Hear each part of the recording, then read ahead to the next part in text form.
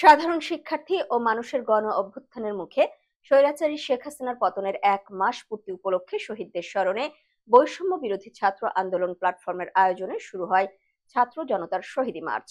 বৃহস্পতিবার বিকেল 3:30টায় ঢাকা বিশ্ববিদ্যালয়ের সন্ত্রাস বিরোধী রাজু ভাস্কর্যের সামনে থেকে শুরু হয় এই শহীদী মার্চ। শিক্ষার্থীদের শুরু করা শহীদী মার্চে ঢাকা বিশ্ববিদ্যালয় সহ ঢাকার আশেপাশের বিভিন্ন বিশ্ববিদ্যালয়, কলেজ, কারিগরি মাদ্রাসা ও স্কুলের শিক্ষার্থী এবং সাধারণ মানুষ অংশগ্রহণ করেন। মার্চটি রাজু ভাস্কর্য থেকে শুরু হয়ে নীলক্ষেত, সায়েন্স ল্যাব, কলাবাগান, সংসদ ভবন, ফার্মগেট, কারণ বাজার, শাহবাগ, রাজু ভাস্কর্য হয়ে শহীদ মিনারে সমাবেশের মাধ্যমে শেষ হয়।